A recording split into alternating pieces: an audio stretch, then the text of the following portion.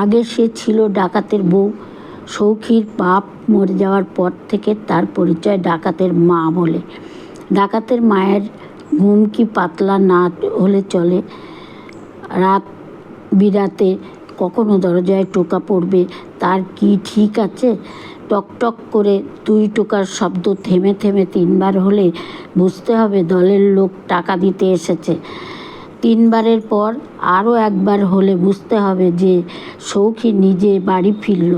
ছেলের আবার কড়া হুকুম, তখনই দরজা খুলবি না হুট করে। খবরদার 10বার নিঃশ্বাস ফেলতে যতক্ষণ সময় লাগে ততক্ষণ অপেক্ষা করবি, তারপর দরজা খুলবি। আরও কত রকমের টোকা মারবার রকম ফের আছে। কতবার হয়েছে, কতবার বদলেছে। দুনিয়ার বিশ্বাসে করবে কাকে? পুলিশকে ঠেকানো যায়, কিন্তু দলের কারো মনের যখন পাপ ঢোকে তখন তাকে ঠেকানো হয় মুশকিল।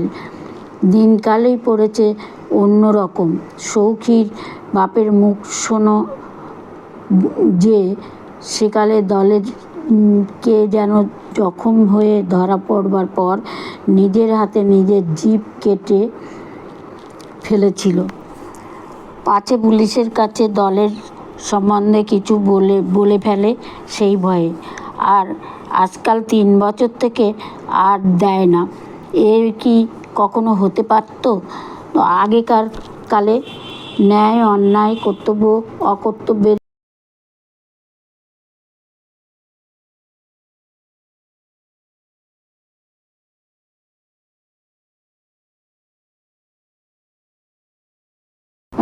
পটি কি একেবারে উঠে গেল দুনিয়া থেকে? ঠকঠক করে টোকা পড়ার মতো শব্দ যেন কানে এলো। টিকটিকির ডাক বোধ হয়। হাতি পাকে পড়লে ব্যাঙেও লাথি মারে। টিকটিকিটা শুদ্ধ খুনসুরি আরম্ভ করেছে মজা দেখবার জন্য। করে নেই। টক টক করে আবার দরজায় 2টো টোকা পড়ল। না, তাহলে টিকটিকি না তো। আওয়াজটা ক্ষণ করে টিনের কপাটের উপর টোকা মারবার শব্দ। বুড়ি উঠে বসে।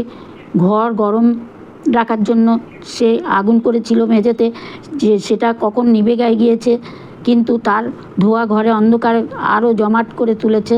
এতদিনে কি তাহলে দলের হতভাগাগুলোর মনে পড়েছে সৌখীর মায়ের কথা? আবার দরজায় 2টো টোকা পড়ল। আর সন্দেহ নেই, অনেক দিন অনভ্যাসের পর এই সামান্য ব্যাপারটা বুড়ির মনের মধ্যে একটু উত্তেজনা এনেছে। তবু বলা যায় না কে না কে। সৌখীর মা আস্তে আস্তে উঠে দরজার পাশে গিয়ে দাঁড়ায়। বন্ধ কপাটের ফাঁক দিয়ে বাইরের লোকটাকে দেখবার চেষ্টা করলো। লোকটাও বোধ হয় কপাটের ফাঁক দিয়ে ভেতরে দেখবার চেষ্টা করেছে। বাইরেও ঘুটঘুটে অন্ধকার, কিন্তু দেখা যায় না। বিড়ির গন্ধ নাকে আসছে। আবার টোকা পড়ল 2টো, এবার একেবারে কানের কাছে। এ টোকা পড়বার কথা ছিল না। অবাক কাণ্ড! তাহলে তো লোকটা টাকা দিতে আসেনি, পুলিশের লোক টোক নয় তো। টোকা মারবার নিয়মকানুনগুলো হয়তো ভালো জানে না। সৌখীর ছাড়া পাওয়ার যে এখনও বহু দেরি। নিশ্চয়ই পুলিশের লোক। তবে তুমি যেই হও, টাকা দিলে নিশ্চয়ই নিয়ে নেব, তারপর অন্য কথা।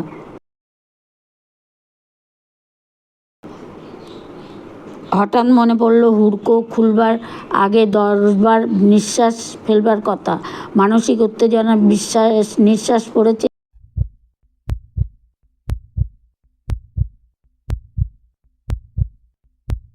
ধরাধরাস করছে। বুড়ি তাড়াতাড়ি 10বার নিঃশ্বাস ফেলে নিয়ম রক্ষা করে নিল। দরজা খুলে সম্মুখে এক লম্বা চওড়া লোককে দেখে ডাকাতের মায়েরও গা ছমছম করে। ঘরে যে একবার ঢুকে ঘুটে অন্ধকার। এই সৌখী, ও মা তুই? আমি ভাবি কে না কে। বুড়ি ছেলেকে জড়িয়ে ধরেছে। এ ছেলে বুড়ো হয়েও সেই একই রকম থেকে গেল। জেল থেকে ছাড়া পেয়ে ফিরছে, বুক ফুলিয়ে পাড়ায় জাঁকিয়ে ঢুকতে পারত বাড়ির অনায়াসে, কিন্তু দরজায় টোকা মেরে মায়ের সঙ্গে খুনসুটি হচ্ছিল ততক্ষণ। এ আনন্দ তার রাখবার জায়গা নেই। লাট সাহেব জেল দেখতে গিয়েছিল। আমার কাজ দেখে খুশি হয়ে ছেড়ে দেবার হুকুম দিয়ে দিল। খুশি তার আর কি। হেড জমাদার সাহেবকে টাকা খাইয়েছিলাম, সেই সুপারিশ করে দিয়েছিল জেলার বাবুর কাছে, তাই বেশি রেমিশন পেয়ে গেলাম। আচ্ছা তুই কুপিটা জ্বালাতো আগে, তারপর সব কথা হবে। দরকারের চাইতেও জোরে কথাগুলো বলল সৌখির, যাতে ঘরের অন্য সকলে শুনতে পায়। তার তো বাপের মতো জেলে গেলে শরীর ভালো হয়, তবে এবার এমন কেন? ছেলের চোখের চাউনি ঘরের দূর দেয়াল পর্যন্ত কী যেন খুঁজছে। কাদের খুঁজছে সে কথা আর বুড়িকে বুঝিয়ে বলে দিতে হবে না।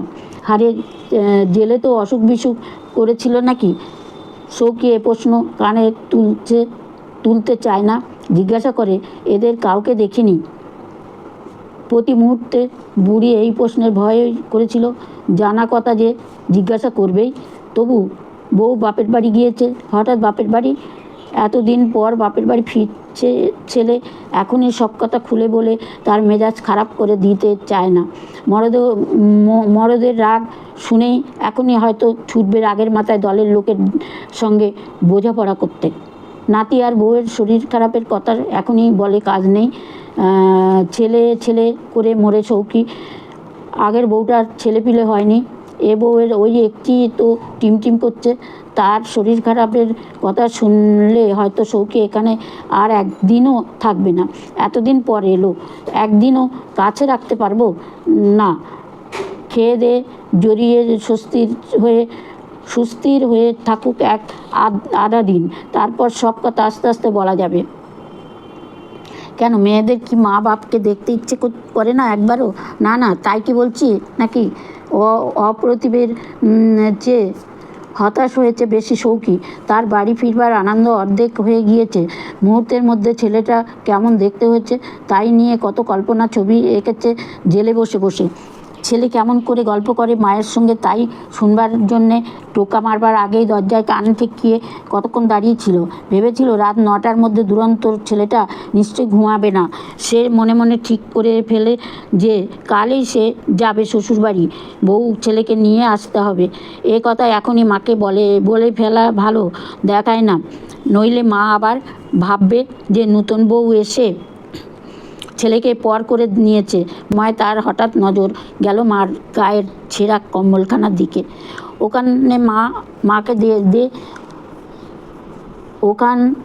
মাকে দে আপত্তি ঠেলে সৌখী নিজের গায়ের নতুন কম্বলখানা মায়ের গায়ে জড়িয়ে দিল। নতুন কম্বল মুড়ি দিয়ে শুয়ে বুড়ির ঘুম আসতে চায় না, পা কিছুতেই গরম হয় না। রাজ্যের দুশ্চিন্তা মাথা গরম হয়ে উঠেছে। সৌখীর নাক ডাকানির একঘেয়েমি শব্দ কানে আসছে। এতদিন পর ছেলে বাড়ি এলো, কোথায় নিশ্চিন্ত হবে তা নয়, সৌখীকে কি খেতে দেবে? কাল সকালে সেই হয়েছে বুড়ির মস্ত ভাবনা। আজকে রাতটা না হয় বিক্রি খইমুড়ি নিয়ে কোনো রকমে চলে যাবে। যদি বলতে দুটো ভাত খেতে ইচ্ছা করছে, তাহলে আর উপায় ছিল না। সব কথা না বলে আলু চচ্চড়ি খেতে কি ভালোই বাসে সৌখীটা। গতকাল হয়তো জেলে খেতে পায়নি। আলু, চাল, সর্ষে, তেল সবই কিনতে হবে। অত পয়সা পাবো কোথায়? কাছারির ঘড়িতে 2টো বাজলো। ভেবে কুল কিনারা পাওয়া যায় না। মনে পড়ল যে পেশাকার সাহেবের বাড়ি রাজমিস্ত্রি লেগেছে। আজ যখন মুড়ি বেচতে গিয়েছিল তখন দেখেছে যে পড়ে যাওয়া উত্তরের পাঁচিলটা গাঁথা হচ্ছে। বুড়ি বিছনাটি আর বউয়ের শরীর খারাপের কথাও এখনই বলে কাজ নেই। ছেলে করে মরে সৌখী। বুড়ি বিছানা থেকে উঠে পা টিপে টিপে বেরোলো ঘর থেকে। মাতাদিন পেশকারের বাড়ি বেশি দূর নয়। পাঁচিল সেদিন 1.5 হাত উঁচু পর্যন্ত গাঁথা হয়েছে। মাটি আর ভাঙা ইটের পাহাড় নিচে পড়ে থাকায় সে পাঁচিল ভাঙতে বুড়ির বিশেষ অসুবিধা হলো না। বুড়ি নিশ্চুতি। অন্ধকারে কি কোথাও আছে ঠাউর করা শক্ত। বারান্দার দোরগোড়ায় গুছিয়ে রাখা রয়েছে পেশকার সাহেবের খড়ম জোড়া আর জলভরা ঘটি, ভেবে দরকার লাগবে বলে। ভয়ে বুড়ি উঠোনের আর কোথাও কি আছে হাতড়ে খুঁজবার চেষ্টা করলো না। ঘটিটি তুলে নিয়ে পাঁচিল টপকে বাইরে বেরিয়ে এলো নিঃশব্দে। জলটুকু পর্যন্ত ফেলেনি। এখন রাত দুপুরে লোটা হাতে যেতে দেখলেও কেউ সন্দেহ করবে না। এদেশে লোটা বিনা সংসার অচল। দিনে বার কয়েক লোটা না মাজলে মাতা দিন পেশকারের হাত নিষ্পিস করে। সেই জন্যই হুলুস পড়ে গেল তার বাড়িতে সকালবেলা। খোকার মা নাকে কেঁদে স্বামীকে মনে করিয়ে দিলেন যে লোটা হলো বাড়ির লক্ষ্মী, এখনই আর একটি কিনে না আনা দরকার। বাড়ির লক্ষ্মীশ্রী ফিরিতে আনতে হলে কর্তার মেজাজ তখন টিটকির হয়ে আছে। চোরের উপর রাগে বাজে বক বক করো না, তোমাদের তো কেবল এই আইনের ধারায় স্পষ্ট লেখা আছে যে চুরির খবর পুলিশকে না দিলে জেল পর্যন্ত হতে পারে, সে খবর রাখো।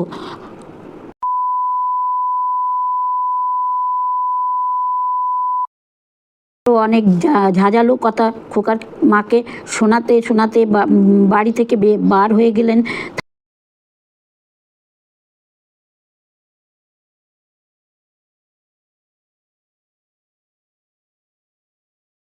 থানার খবর দেবার জন্য ফিট মুখে তিনি এলেন বাসনের দোকানে। নানা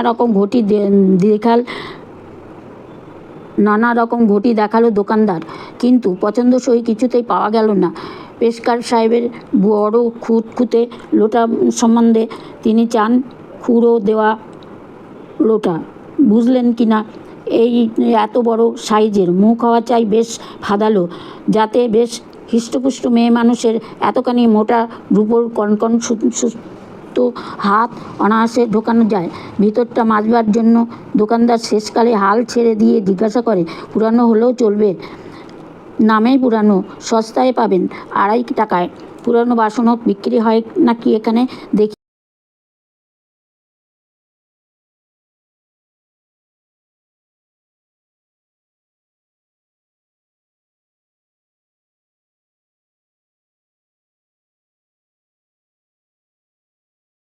ঘটি দেখেই তার খটকা লাগলো। পকেট থেকে চশমা জোড়া বার করে নাকের ডোগায় বসালেন। খুঁড়োর নিচে ঠিক সেই তারা আঁকা, আর সন্দেহ নেই। মাতা দিন পেশকার আইনের ধারা ভুলে গিয়ে দোকানদারের টুটি চেপে ধরেন। বলো, এই লোটা কোত্থেকে পেলে? দিনে করিস দোকানদারি, রাতে বার হস সিটকারি নিয়ে, একবারে রই কাণ্ড। দোকানের লোক জড়ো হয়ে গেল। দোকানদার বলে যে সে কিনেছে এই ঘটি নগদ 14 আনা। পয়সা গুনে শৌখিন মায়ের কাছ থেকে এই কিছুক্ষণ মাত্র আগে। 14 আনার এই ঘটি পাওয়া যায়? চোরাই মাল জেনেই কিনেছিস। চোরাই মাল রাখবার ফৌজদারি ধারার জিনিস। পেশকার সাহেবের থানায় পাঠিয়ে দিলেন একজন চোখরাকে।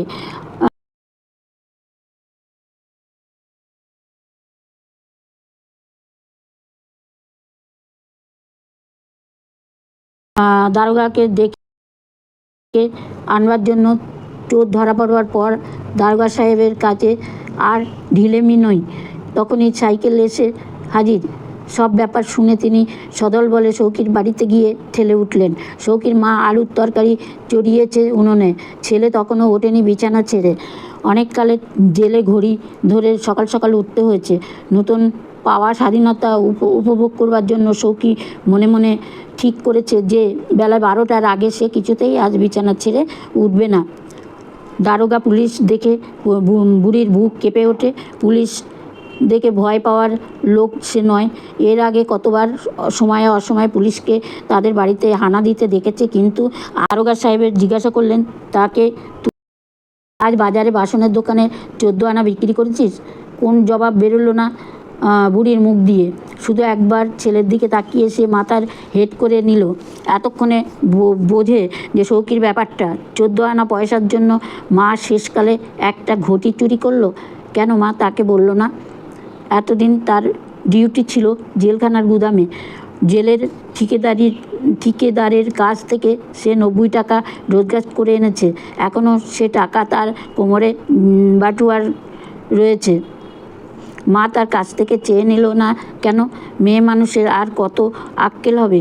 হয়তো ঘর দোরের দিকে তাকিয়ে এক নজরেই সংসারের দৈন্যতার দশার কথা আঁচ করে নেওয়া উচিত ছিল তার। আর কথায় উত্তর দিচ্ছিস না কেন? বল, জবাব দে। বুড়ি নির্বাক। দারোগা সাহেব বাবুর প্রশ্ন কানে গেল কি না সে কথা বোঝাও যাব না। তার মুখ দেখে তারা থাকতে পারল না চৌকি। দারোগা সাহেবের মেয়ে মানুষকে নিয়ে টানাটানি করছেন কেন? আমি ঘটি চুরি করেছি কাল রাতে। বিজ্ঞ দারোগাবাবু তার অনুচরদের দিকে বিজয়ী দৃষ্টি হেনে তা ভাব দেখাতে চাইলেন যে এত বেলা পর্যন্ত সৌকিদের ঘুমোতে দেখে দিন আগে বুঝেছিলেন, শুধু বুড়ির মুখ দিয়ে কথাটা বার করে নিতে চাইছিলেন এতক্ষণ। এইবার সৌকির মা ভেঙে পড়ল। ছেলের নামে কলক এনেছে সে। না সাহেব, সৌকি করেনি, আমি করেছি। ওকে গ্রেপ্তার করবেন না, আমাকে করুন। ও কিছু জানে না, ও যে ঘুমোচ্ছিল। ওকে ছেড়ে দিন দারোগা সাহেব। এখন যে বউ ছেলের সঙ্গে দেখা হয়নি ওর। দারোগাবাবুর পায়ের উপর মাথা কুটছে বুড়ি, কিন্তু তিনি বাসনওয়ালা কিংবা এই বুড়িটাকে নিয়ে মাথা ঘামাতে চান না। তার দরকার আসল অপরাধীকে নিয়ে। সৌকির যাবার সময় কোমর থেকে বটুয়াটা বার করে রেখে দিয়ে গেল খাটিয়ার উপর। মা তখন মেঝেতে পড়ে ডুগরে কাঁদছে। উনুনে চড়ানো আলুর তরকারি পোড়া গন্ধ সারা পাড়ায় ছড়িয়ে পড়ল।